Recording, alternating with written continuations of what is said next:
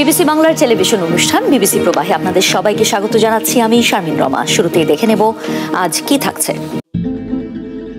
ভয় আর রহস্যে মোড়া এক রাত। 2011 সালের 2 মে পাকিস্তানের খাইবার পাখতুনের অ্যাবোটাবাদ শহরে চলে এক সামরিক অভিযান, যা তুমুল আলোচনার জন্ম দেয়। বিশ্বের সবচেয়ে ওয়ান্টেড ব্যক্তি ওসামা বিন লাদেন, তার ঘনিষ্ঠ সঙ্গী আবু আহমেদ আল কুয়েতি এবং আরও 3 জনের উপর মাঝরাতে অভিযান চালায় যুক্তরাষ্ট্রের বিশেষ বাহিনী। ওসামা বিন লাদেনের মৃত্যুর খবর আন্তর্জাতিক সব গণমাধ্যমের শিরোনামে উঠে আসে। কেমন ছিল সেই রাতটি? ওসামা বিন লাদেনের প্রতিবেশীদের বর্ণনা নিয়ে এই ভিডিওটি। মোহাম্মদ জাহিন চোখের সামনে সেই রাতের দৃশ্য দেখেছেন তিনি। এই অঞ্চলের সবাই তাকে চেনে জাইন বাবা নামে। বয়স 90 পেরিয়ে গেছে। পাকিস্তানের অ্যাবোটাবাদের বিলাল টাউনে তিনি থাকছেন বিগত 6 দশকেরও বেশি সময় ধরে। তার বাড়ির সামনে মাত্র 7 ফুট চওড়া রাস্তার অন্য পারেই ছিল ওসামা বিন লাদেনের বাড়ি। বিবিসিকে মোহাম্মদ জাইন বলেন, এখন তার স্মৃতিশক্তি দুর্বল হয়ে গেছে, শ্রবণ শক্তিও কম। অনেক কিছু ভুলে গেলেও 2011 সালে মে মাসের 2 তারিখ রাতে সেই ঘটনার স্মৃতি এখনও মনে আছে। 2 মের সেই রাতে মোহাম্মদ জাইন বারান্দায় ঘুমাচ্ছিলেন। রাত 12:30টার দিকে হঠাৎ হেলিকপ্টারের তীব্র শব্দে তার ঘুম ভেঙে যায়। হেলিকপ্টারগুলো এত নিচু দিয়ে উঠছিল যে তার বিছানার চাদর পর্যন্ত উড়ে গিয়েছিল। তিনি বলেন, 3টি হেলিকপ্টার ছিল। সেখান থেকে একজন সেনা ছাদে নামে। বেশ কিছু সেনা একটা ক্ষেতে নেমে আসে, যেখানে তিনি আলু চাষ করেছিলেন। তার বাড়ির পাশে ফাঁকা জমিতে 3য় হেলিকপ্টারটি ল্যান্ড করে। এই সময়ের মধ্যে 2 বার ওই সৈন্যরা আমার বাড়ির গেট খুলতে চেয়েছিল, আর ছাদের উপর থেকে বুটের শব্দ শোনা যায়। এক সময় বাকি সেনারা কুটিরের গেট ভেঙে ফেলার চেষ্টা করেছিল, কিন্তু ব্যর্থ হয়। পরবর্তীতে তারা একটি গ্রেনেড ছুঁড়ে গেট ভেঙে ফেলে, যার একটি অংশ আমার বাড়ির বারান্দায় পড়েছিল। সেটি আমি পরের দিন সকালে পাকিস্তান কর্তৃপক্ষের কাছে হস্তান্তর করি। তিনি বলেন, কিছু সৈন্য ভেতরে গিয়েছিল, বাকিরা বাইরের দিকে অবস্থান নেয়। অন্ধকারের কারণে আমি ঠিকমতো দেখতে পারিনি কি ঘটছে, কিন্তু বুটের শব্দ থেকে বুঝলাম তারা 3য় তলায় পৌঁছে গেছে। সেখানে 2টি ঘর ছিল। ওই ঘরগুলোতে নারী ও শিশু ছিলেন। আমি নারী ও শিশুদের চিৎকার শুনেছিলাম। সেই চিৎকারের শব্দে আমি স্তম্ভিত হয়ে গিয়েছিলাম। কয়েক মুহূর্তের মধ্যে সেসব কণ্ঠ ক্রমে থেমে যায়। এরপর আবার বুটের শব্দ শোনা যায়। এভাবেই বর্ণনা করছিলেন জাইন বাবা। সৈন্যরা হেলিকপ্টারে বসতে শুরু করে। আমি কোনো গুলির শব্দ শুনিনি। যখন তারা যাচ্ছিল, একটি হেলিকপ্টার বিস্ফোরণের শব্দ হয়। ঘটনাস্থলে পুলিশ এসে চারপাশে জড়ো হওয়া মানুষ সরাতে শুরু করে। এরপর সেনাবাহিনীও আসে এবং মরদেহ নিয়ে যায়। তারা নারীদের ও শিশুদের গাড়িতে তুলে নেয়। এরপর 1 বছর ধরে সেখানে চেকপোস্ট বসিয়ে রাখা হয়। জাইন বাবার ভাষ্য, হেলিকপ্টারের কারণে তার আলুর ক্ষেত নষ্ট হয়। জানালেন, ওই অভিযান তার পরিবারকে আর্থিক ও মানসিকভাবে অনেক ক্ষতিগ্রস্ত করেছে। চেয়ার টেবিল নিয়েছিল সেনারা, যা আর ফেরত আসেনি। কমপক্ষে 1.5 লাখ টাকার ক্ষতি হয়েছে বলে তিনি দাবি করেন। তাকে ও তার ছেলেকে একাধিকবার গ্রেফতার ও জেরা করা হয়। বিন লাদেন যে বাড়িতে থাকতেন, সেটি তৈরি হতে সময় লেগেছিল 12 বছর। 3 ধাপে জমি কিনে বিশাল কম্পাউন্ড বানানো হয়। প্রচুর গাছ, কাঁটাতার, পশুর খোয়ার সব ছিল বাড়িটিতে। মূল বাড়ির কাঠামো ছিল অল্প, বাকি জায়গা ফাঁকা রাখা হয়েছিল। বড় খান ও ছোট খান নামে 2 ব্যক্তি পরিবার নিয়ে সেখানে থাকতেন। সেখানে 8টি শিশু ও 3 জন নারী থাকার কথা বলেছেন তিনি। তাদের সঙ্গেই ছিলেন ওসামা বিন লাদেন। জাইন বাবা বলেন, আমি কখনো কোনো শিশুকে বাইরে খেলতে দেখিনি। ভাবতাম এত ছোট বাচ্চা হয়েও এরা কখনো একটু জেদ করে না বাইরে যাওয়ার জন্য। কোনোদিন ঘর থেকে আওয়াজও আসেনি। তিনি বলেন, বড় খান ও ছোট খান বাইরে যেতেন। তাদের কাছে ছিল একটি জিপ আর একটি পুরানো গাড়ি। অভিযানের পর বিলাল টাউনে মিডিয়া, গোয়েন্দা সংস্থা, পুলিশ সবাই আসতে থাকে। জাইন বাবাকে প্রতিদিনই জেরা করা হতো। পরে তিনি ক্লান্ত হয়ে সাংবাদিকদের সাক্ষাৎ দিতে অস্বীকার করেন। বিদেশি সাংবাদিকরাও বারবার এসেছেন, কিন্তু তিনি আর কথা বলেননি। এই বাড়ি ভাঙতে গিয়েও বেগ পেতে হয়েছিল। প্রথম দিন 2টি বড় মেশিনেও কিছু হয়নি। পরে পিলার কেটে ভাঙা শুরু হয়। লোকজন এসে গাছ, কাঠ, ইট সব তুলে নিয়ে যায়। দীর্ঘক্ষণ কথা বলার পর জাইন বাবা বলেন, এবার আর পারছি না। এখনও সেই স্মৃতি ভোলেননি জাইন বাবা। শারীরিকভাবে দুর্বল হলেও তার চোখে এখনও স্পষ্ট সেই রাতের ছবি।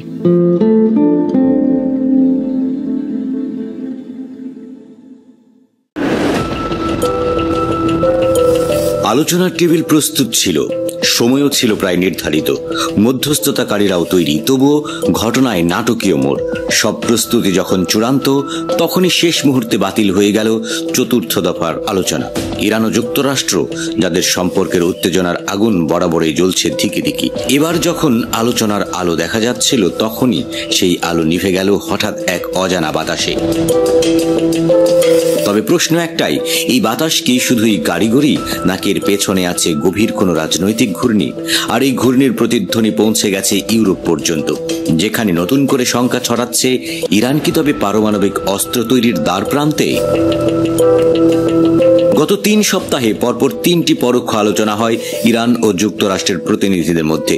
ওমান ও ইতালিতে আয়োজিত এই আলোচনা ছিল মূলত যুক্তরাষ্ট্রের নিষেধাজ্ঞা প্রত্যাহার এবং ইরানের পারমাণবিক কর্মসূচি নিয়ে।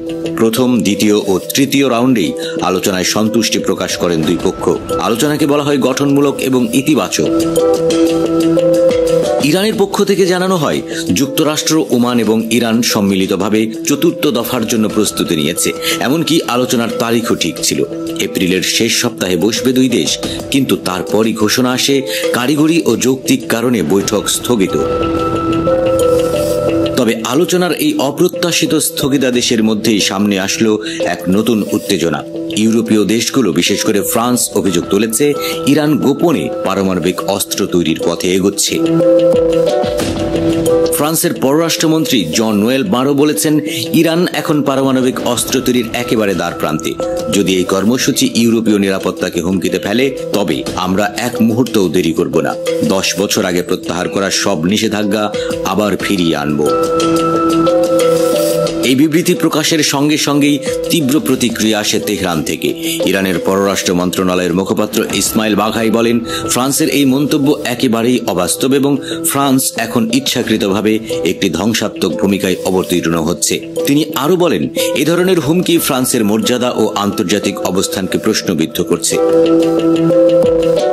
জাতিসংঘে ইরানের স্থায়ী প্রতিনিধি আমির সাইদ ইরানিও বলেছেন, নিষেধাজ্ঞার হুমকি কিংবা অর্থনৈতিক চাপে ফেলার প্রয়াসে পুরোপুরি জাতিসংঘ সনদের লঙ্ঘন। এটি আন্তর্জাতিক কূটনীতির নিয়ম নীতি উপেক্ষা করার নামান্তর। ইরান দীর্ঘদিন ধরেই দাবি করে আসছে তাদের পারমাণবিক কর্মসূচি পুরোপুরি শান্তিপূর্ণ। তেহরান বলছে তারা কোনোভাবেই পারমাণবিক অস্ত্র বানাতে চায় না। তবে পশ্চিমা দেশগুলো, বিশেষ করে ইউরোপ ও আমেরিকা, সেই দাবিতে সন্তুষ্ট নয়। ইরানের পররাষ্ট্রমন্ত্রী আব্বাস আরাকচিও বলেছেন, আমরা বিশ্বাস করি আলোচনার মাধ্যমেই সমাধান সম্ভব। ইউরোপীয় ত্রয়ী, যুক্তরাজ্য, ফ্রান্স ও জার্মানির সঙ্গে একটি বৈঠকের আয়োজন করা হবে, যেখানে আলোচনার পরবর্তী দফার দিনক্ষণ নির্ধারণ করা হবে।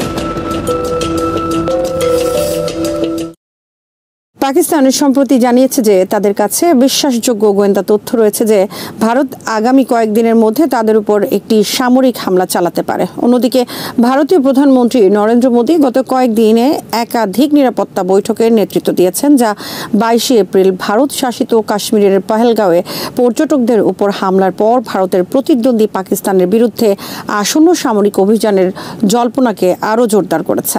বিমান হামলা থেকে শুরু করে গোপন স্থল অভিযানের মতো বিভিন্ন কৌশল ব্যবহার করে অতীতে পাকিস্তানে আঘাত এনেছে ভারত। এবার কি করবে ভারত, জানাবো এবারের প্রতিবেদনে।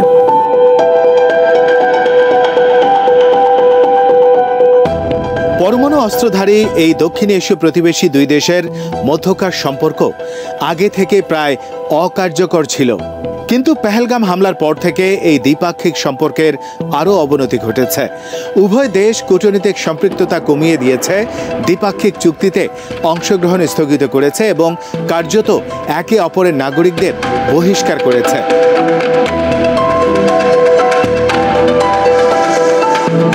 উপমহাদেশ জুড়ে চাপা উত্তেজনা বিরাজ করছে।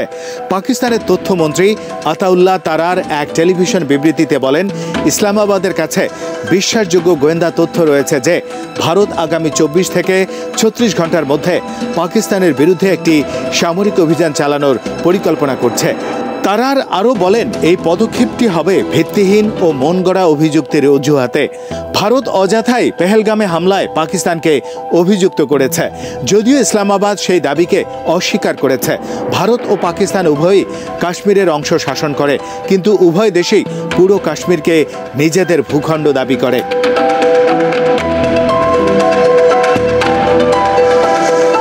ভারতের প্রধানমন্ত্রী প্রধানমন্ত্রী মোদী পেহেলগাম হামলার প্রতিক্রিয়া হিসেবে ভারতীয় সেনাবাহিনীকে পূর্ণ আভিযানিক স্বাধীনতা দেওয়ার একদিনের মাথায় তারার এমনটা জানান। প্রতিবেশী এই দুই দেশ যখন কাশ্মীরের নিয়ন্ত্রণ রেখা বা এলওসি বরাবর গুলি বিনিময় অব্যাহত রেখেছে, ঠিক সে সময় অন্যান্য বৈশ্বিক নেতারা উত্তেজনা প্রশমনের জন্য কূটনৈতিক প্রচেষ্টা জোরদার করেছেন। যেমন যুক্তরাষ্ট্রের পররাষ্ট্র দপ্তরের এক মুখপাত্র জানিয়েছেন, আমরা উভয় পক্ষের সঙ্গে যোগাযোগ করছি এবং তাদের বলছি যেন তারা পরিস্থিতিকে আর উত্তপ্ত না করে। তিনি জানান, যুক্তরাষ্ট্রের পররাষ্ট্রমন্ত্রী মার্কো রুবিও ভারত ও পাকিস্তানের পররাষ্ট্রমন্ত্রীদের সঙ্গে কথা বলবেন বলে আশা করা হচ্ছে। জাতিসংঘের মহাসচিব অ্যান্টনিও গুতেরেসের মুখপাত্র বলেন, গুতেরেস পাকিস্তানের প্রধানমন্ত্রী শাহবাজ শরীফ এবং ভারতের পররাষ্ট্রমন্ত্রী সুব্রমণিয়াম জয়শঙ্করের সঙ্গে কথা বলেছেন এবং উত্তেজনার হ্রাসে সাহায্য করার প্রস্তাব দিয়েছেন।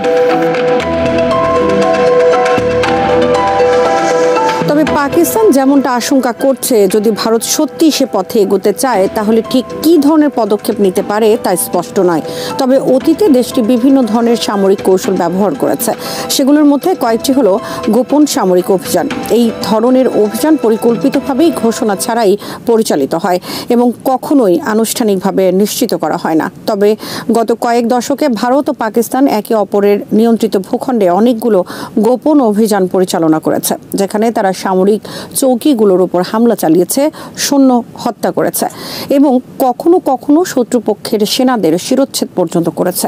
এই ধরনের হামলা সাধারণত প্রতিশোধমূলক পদক্ষেপ হিসেবে পরিচালিত হয়, অর্থাৎ কোনো একটি সংঘাত বা হামলার প্রতিক্রিয়ায় এ ধরনের হামলা পরিচালনা করা হয়। তবে এই ধরনের অভিযান কখনোই প্রকাশ্যে স্বীকার করা হয় না। এই জাতীয় হামলাগুলোর উদ্দেশ্য হলো শত্রুপক্ষকে একটি বার্তা দেয়া, কিন্তু এমনভাবে যে তারা প্রতিক্রিয়ায় বাধ্য না হয়, ফলে উত্তেজনা ছড়িয়ে পড়ার ঝুঁকি সীমিত রাখা যায়। কেননা জনসম্মুখে অভিযানের কথা ঘোষণা করলে পাল্টা জবাব দেওয়ার জন্য সরকারের উপর চাপ সৃষ্টি করা হয়।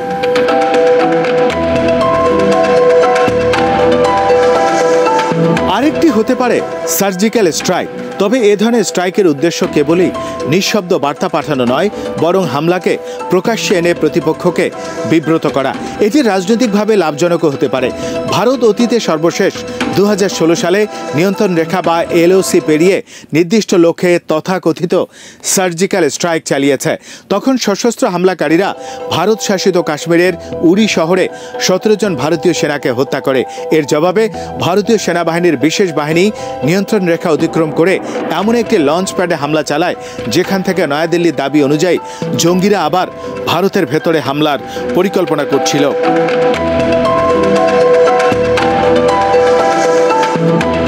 সে সময় ভারতীয় সেনাবাহিনীর সামরিক অভিযান বিভাগের মহাপরিচালক লেফটেন্যান্ট জেনারেল রণবীর সিং এক বিবৃতিতে অভিযান সম্পর্কে বলেন, এই অভিযানের মূল লক্ষ্য ছিল এই জঙ্গিরা যেন অনুপ্রবেশ এবং ধ্বংসাত্মক কাজ চালিয়ে আমাদের দেশের নাগরিকদের জীবন হুমকির মুখে না ফেলতে পারে তা নিশ্চিত করা। ভারত তখন দাবি করেছিল এই সার্জিক্যাল স্ট্রাইকে বহু জঙ্গি নিহত হয়েছে, যদিও স্বাধীন বিশ্লেষকদের ধারণা নিহতের প্রকৃত সংখ্যা ছিল খুবই কম।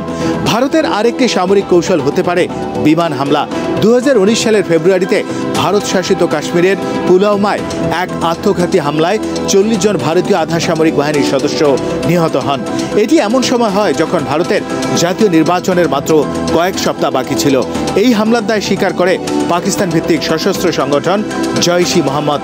ব্যাপক জনরোষের মাঝে ভারতীয় বিমান বাহিনী পাকিস্তান শাসিত কাশ্মীরের ভেতরে একটি বিমান হামলা চালায়। ভারত দাবি করে তারা জঙ্গিদের আস্তানায় আঘাত হেনেছে এবং বহু জঙ্গিকে হত্যা করেছে। আর পাকিস্তান পাল্টা দাবি করে যে ভারতীয় যুদ্ধ বিমান কেবল একটি বনাঞ্চলে আঘাত হেনেছে এবং কোনো জঙ্গি নিহত হননি।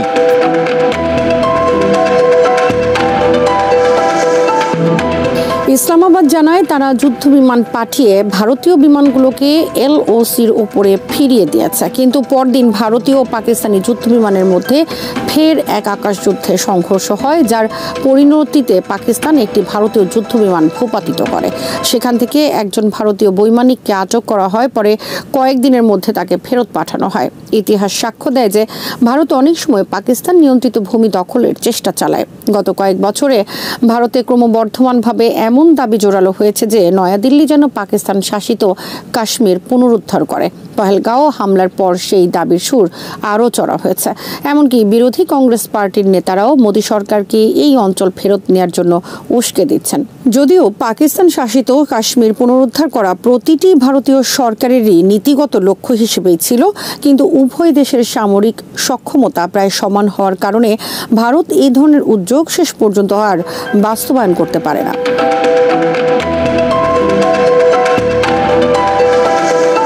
পাকিস্তানের কাছ থেকে বিতর্কিত অঞ্চল দখলেও ভারতের সাফল্যের ইতিহাস রয়েছে। 1984 সালে ভারতীয় সেনাবাহিনী ও ভারতীয় বিমান বাহিনী অপারেশন মেঘদূত চালায়, যার মাধ্যমে তারা হিমালয়ের সিয়াচেন হিমবাহ দখল করে নেয় এবং পাকিস্তান সেনাবাহিনীকে গুরুত্বপূর্ণ গিরিপথগুলোতে পৌঁছাতে বাধা দেয়। বিশ্বের বৃহত্তম হিমবাহগুলোর মধ্যে একটি ছিল সিয়াচিন, আর তখন থেকেই পৃথিবীর সর্বোচ্চ যুদ্ধক্ষেত্র হয়ে উঠেছে, যেখানে ভারত ও পাকিস্তানের সামরিক চৌকিগুলো একে অপরের মুখোমুখি অবস্থানে রয়েছে।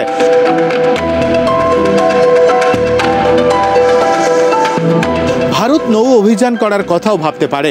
পহেলগাম হামলার পর ভারতীয় নৌবাহিনী ঘোষণা করে যে তারা একটি ক্ষেপণাস্ত্র পরীক্ষামূলক হামলা চালিয়েছে।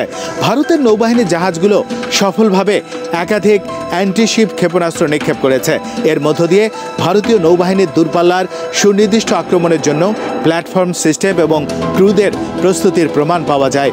ভারতীয় নৌবাহিনী এক বিবৃতিতে জানায়, ভারতীয় নৌবাহিনী যে কোনো সময়, যে কোনো জায়গায় এবং যে কোনো পরিস্থিতিতে জাতির সামুদ্রিক স্বার্থ রক্ষায় প্রস্তুত, বিশ্বাসযোগ্য এবং ভবিষ্যৎ কেন্দ্রিক রণসজ্জায় সজ্জিত। অনেক বিশ্লেষক মনে করছেন এই মহড়া ছিল ভারতের শক্তির প্রদর্শন, যা নিশ্চিত করে যে প্রয়োজনে ভারতীয় নৌবাহিনী পাকিস্তানের ভূখণ্ডে আঘাত হানতে সক্ষম।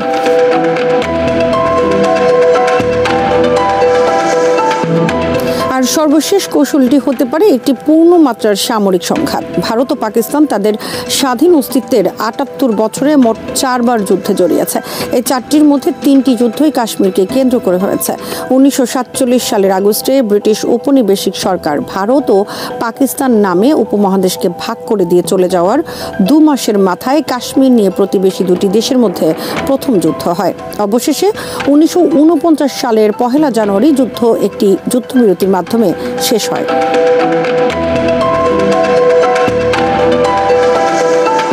সেই থেকে ভারত ও পাকিস্তান উভয়ই কাশ্মীরের বিভিন্ন অংশ নিয়ন্ত্রণ করে আসছে। ১৯৬৫ সালে সীমান্ত বাহিনীর মধ্যে সংঘর্ষ ক্রমেই পূর্ণমাত্রা যুদ্ধে রূপ নেয়। পাকিস্তানি বাহিনী যুদ্ধবিরতি লাইন অতিক্রম করে ভারত শাসিত কাশ্মীরে প্রবেশ করে, আর ভারতীয় বাহিনী আন্তর্জাতিক সীমান্ত পেরিয়ে পাকিস্তানের লাহোরে পৌঁছে যায়। উভয় পক্ষেই হাজার হাজার সৈন্য নিহত হয়। শেষ পর্যন্ত জাতিসংঘের নিরাপত্তা পরিষদের একটি প্রস্তাবের মাধ্যমে যুদ্ধ বন্ধ হয়ে যায়।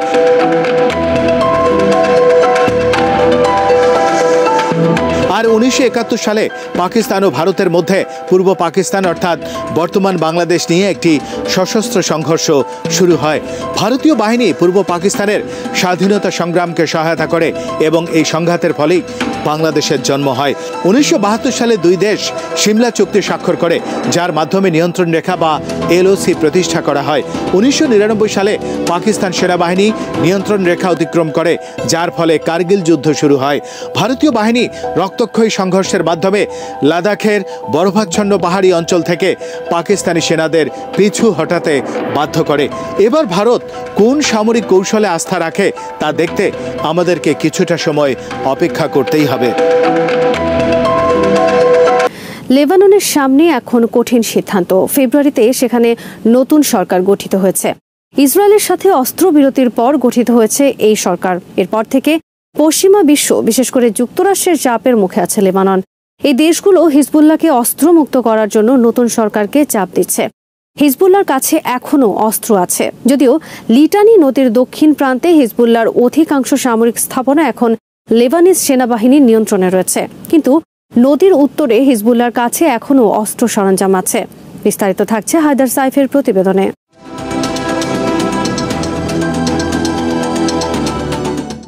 হিজবুল্লাহ সম্প্রতি অস্ত্র নিয়ে আলোচনার ব্যাপারে উদারতা দেখিয়েছে। এটার অর্থ এই নয় যে পুরো অস্ত্র সম্ভার তারা সেনাবাহিনীর হাতে তুলে দিতে চায়। এদিকে লেবাননের কর্তৃপক্ষ হিজবুল্লাহকে অস্ত্রমুক্ত করার জন্য জোর দিচ্ছে।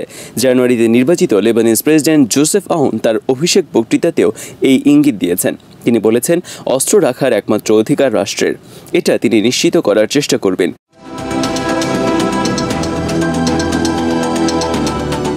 এদিকে প্রধানমন্ত্রী নওয়াব সালামের নেতৃত্বে গঠিত সরকারেও পরিবর্তনের আভাস পাওয়া গেছে। 2 দশকের মধ্যে প্রথমবারের মতো মন্ত্রী পর্যায়ের বিবৃতিতে সশস্ত্র প্রতিরোধ শব্দটি বাদ দেওয়া হয়েছে। গত মাসে সালাম এমনকি এটাও বলেছেন যে মন্ত্রী পর্যায়ের ঘোষণার পর হিজবুল্লাহর অস্ত্রের ব্যাপারে সরকার আগের অবস্থানে আর নেই।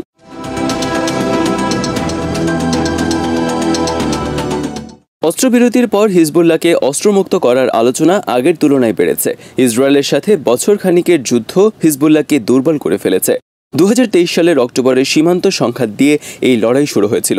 2024 সেপ্টেম্বরে এটা পূর্ণ যুদ্ধের রূপ নেয়। এপ্রিলে মার্কিন দূত মর্গান ওর্তাগুস লেবানন সফর করেন। এই সফরের পর আলোচনা আরও জরুরি হয়ে ওঠে। তিনি বারবার হিজবুল্লাহকে অস্ত্র ত্যাগের কথা বলতে থাকেন।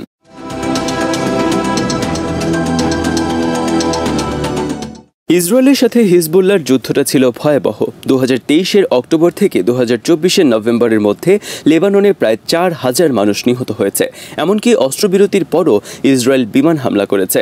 দক্ষিণ লেবানন, বেকা উপত্যকা এবং বৈরুতের দক্ষিণের শহরতলিতে এসব হামলায় কয়েক ডজন মানুষ নিহত হয়েছে।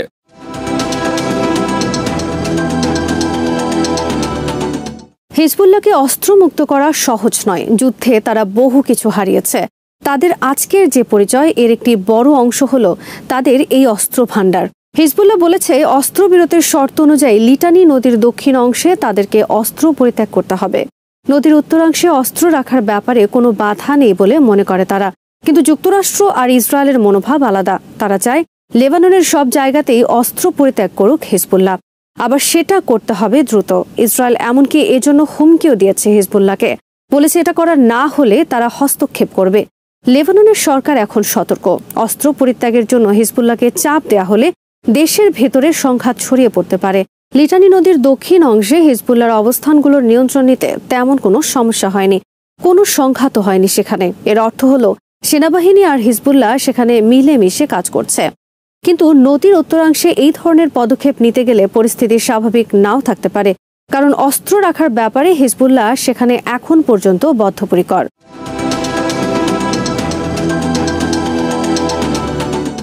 2008 সালে সরকার হিজবুল্লাহর যোগাযোগ ব্যবস্থা বন্ধ করার চেষ্টা করেছিল। হিজবুল্লাহ তখন পাল্টা আঘাত এনেছিল। তখন বেশ কয়েকদিন ধরে সহিংসতা হয়েছিল। এখন হিজবুল্লাহ আগের তুলনায় বেশ দুর্বল। যুদ্ধেও তাদেরকে দুর্বল করেছে। আবার ডিসেম্বরে সিরিয়া সরকারের পতনের কারণে তাদের সরবরাহ বন্ধ হয়ে গেছে। এই পরিস্থিতিতে হিজবুল্লাহ হয়তো একটা বোঝাপড়ার ব্যাপারে রাজি হতে পারে, কিন্তু এরপরও তাদের অস্ত্র জোর করে নিয়ে নেওয়াটা তারা মেনে নেবে না। সহিংসতা এড়ানোর একমাত্র উপায় হলো আলোচনা। সেটা লেবানন সরকারের সাথেও হতে পারে, অন্য কোনো দেশের মাধ্যমেও হতে পারে।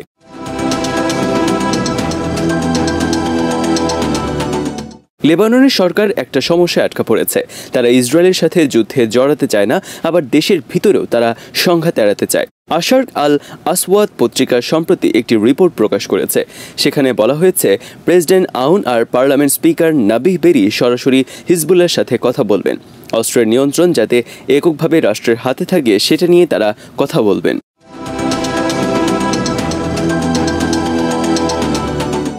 বৈরুতের আমেরিকান ইউনিভার্সিটিতে রাষ্ট্রবিজ্ঞানের অধ্যাপক হিসেবে কাজ করছেন হিলাল খাসান। তিনি বলেন আউন এবং সালামের মধ্যে খুব একটা দেখা সাক্ষাৎ হয় না। হিজবুল্লাহকে অস্ত্রমুক্ত করার ব্যাপারে সালাম শক্ত চাপ দেওয়ার পক্ষে, অন্যদিকে আউন অনেক বেশি সতর্ক। তিনি জানেন হিজবুল্লাহকে চাপ দেওয়া হলে লেবানন সংঘাতে জড়িয়ে পড়বে। এই সংঘাত নিয়ন্ত্রণ করা কঠিন হবে। সমস্যা সমাধানের জন্য শান্তিপূর্ণ আলোচনাকে প্রাধান্য দিচ্ছেন আউন। লেবানিজ আমেরিকান ইউনিভার্সিটির অধ্যাপক ইমাদ সালামিও এই ধারণার সাথে একমত। তিনি বলেন হিজবুল্লাহ এবং তাদের সমর্থক ইরান 2008 সালের তুলনায় এখন অনেকটাই দুর্বল। সরকার জানে হিজবুল্লাহর সাথে সংঘাতে যাওয়াটা ঝুঁকিপূর্ণ। তারা একটা ধীর প্রক্রিয়ায় এগুতে চায়, যেখানে সবাই নিজ থেকেই একমত হবে। সম্ভব হলে অন্য দেশগুলোকেও এখানে চুক্তিতে অন্তর্ভুক্ত করা হবে। সালামি মনে করেন একটি জাতীয় সম্মেলন হওয়া দরকার। লেবাননের নেতারা সেখানে হিজবুল্লাহর অস্ত্র পরিত্যাগের ব্যাপারে কথা বলবেন। সবার ঐক্যমতের ভিত্তিতে অস্ত্র পরিত্যাগের পর হিজবুল্লাহ শান্তিপূর্ণভাবে রাষ্ট্রের সাথে যুক্ত হবে।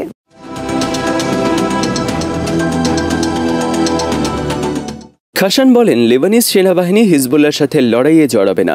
লেবাননের ভিতরে কোনো গ্রুপের পক্ষে বা বিপক্ষে অবস্থান নেওয়ার জন্য সেনাবাহিনী গঠন করা হয়নি। তিনি মনে করেন সেনাবাহিনী যে কোনো উপায়ে হিজবুল্লাহর সাথে সংঘাত এড়াতে চাইবে।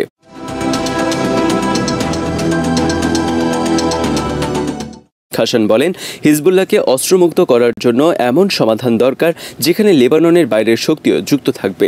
তার মতে এই সিদ্ধান্ত দেশের বাইরে থেকে আসলে ভালোই হবে। যুক্তরাষ্ট্র আর ইরান সম্প্রতি পারমাণবিক কর্মসূচি নিয়ে ওমানে আলোচনা শুরু করেছে। মার্কিন প্রেসিডেন্ট ডোনাল্ড ট্রাম্প হুমকি দিয়েছেন, চুক্তি না করলে ইরানে হামলা করবেন তিনি। তার হুমকির পর দুই দেশেরই এই আলোচনা শুরু হয়। খাসান বলেন, মার্কিন ইরান আলোচনার ফলাফলের উপর নির্ভর করবে হিজবুল্লাহকে অস্ত্রমুক্ত করার ব্যাপারে লেবানন আদৌ সফল হবে কিনা।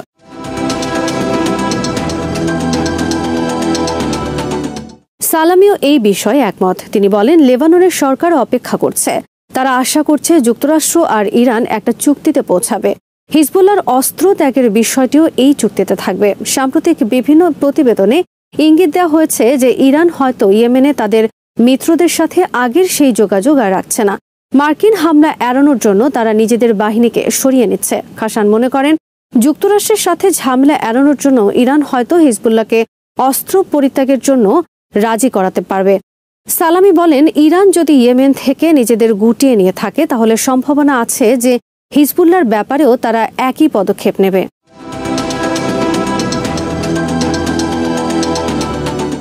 ইসরায়েল কি হিজবুল্লাহর উপর শিগগিরই হামলা করবে? সালামি মনে করেন, ইসরায়েল তাদের চাপ দেওয়াটা জারি রাখবে, কিন্তু মার্কিন ইরান আলোচনা তারা ভণ্ডুল করতে চাইবে না। ইরান দর কষাকষির প্রক্রিয়ার উপর নজর রাখবে। আলোচনার ফলাফলের উপর ভিত্তি করে তারা পদক্ষেপ নেবে। আলোচনা ব্যর্থ হলে ইসরায়েল হামলার মাত্রা বাড়াতে পারে। ইসরায়েল এরই মধ্যে বৈরুতের দক্ষিণাঞ্চলের শহরতলিতে 2 বার হামলা করেছে। হামলা দুটো হয়েছে 28শে মার্চ আর 1 এপ্রিল।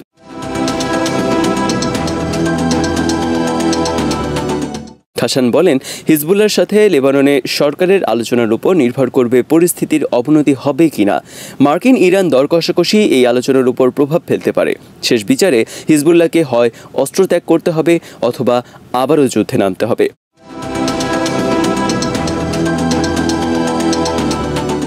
লেবানন একটা কঠিন পরিস্থিতির ভেতর দিয়ে যাচ্ছে। সরকারকে এখন অবশ্যই দুই দিকের চাপের মধ্যে ভারসাম্য রক্ষা করতে হবে। একদিকে রয়েছে যুক্তরাষ্ট্র আর ইসরায়েলের চাপ, অন্যদিকে রয়েছে দেশের ভেতরে সংঘাতে জড়িয়ে পড়ার ঝুঁকি।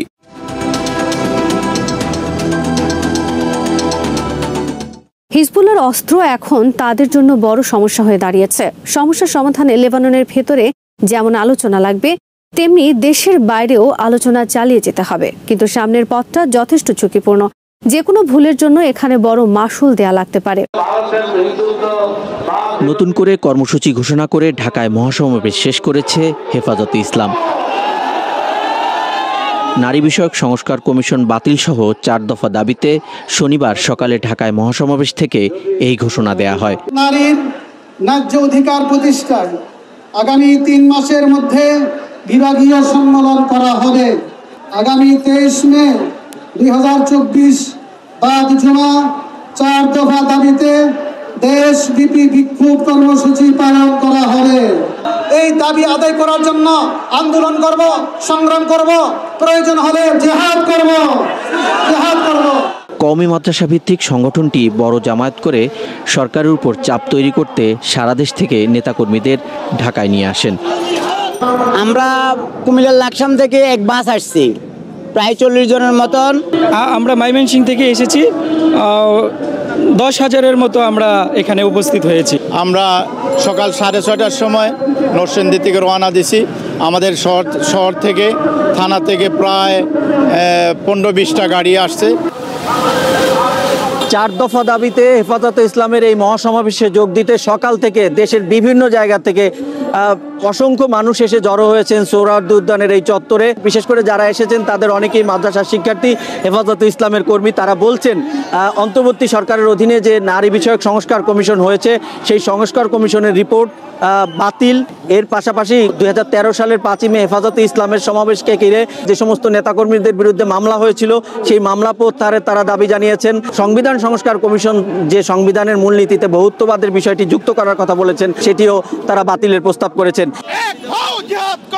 সমাবেশে আগতরা বলেন, সরকার কোরআন সুন্নাহ বিরোধী কোনো আইন করলে তারা সেটা যে কোনো মূল্যে প্রতিহত করবেন। এমন কিছু প্রস্তাব দেওয়া হয়েছে যেগুলো সরাসরি কোরআন, হাদিস এবং আল্লাহ রসুল দ্বীনে ইসলামের সাথে সরাসরি সাংঘর্ষিক।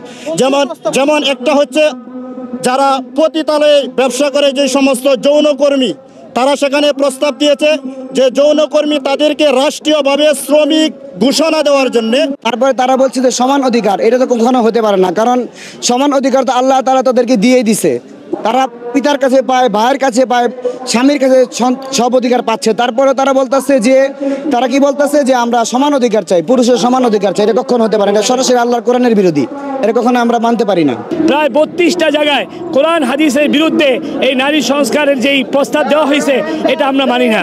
আমরা ডক্টর ইউনূসকে আজকে একটা বার্তা দিতে চাই, যে আপনি এই ক্ষমতায় টিকে থাকতে চান, ইসলাম বিরোধী কোনো আইন আপনি বাস্তবায়ন করবেন না।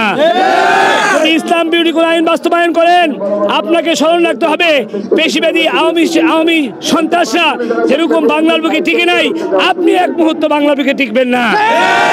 এদিকে সমাবেশে হেফাজতে ইসলামের নেতারা 2013 সালের 5ই মে শাপলা চত্বরের ঘটনাকে কেন্দ্র করে যেসব হেফাজত নেতা মামলার সম্মুখীন হয়েছেন, তাদের মামলা তুলে নেয়ার দাবি জানান। আগামী 2 মাসের মধ্যে যদি হেফাজতে ইসলামের বিরুদ্ধে দায়েরকৃত মামলাগুলো প্রত্যাহার না হয়, হেফাজতে ইসলাম বাংলাদেশ সে মামলা বাতিল করার জন্য যা করতে হয় তাই করবে। সবাইকে শুভকামনা জানিয়ে আমি শারমিন রমা এখানেই বিদায় নিচ্ছি। ভালো থাকবেন।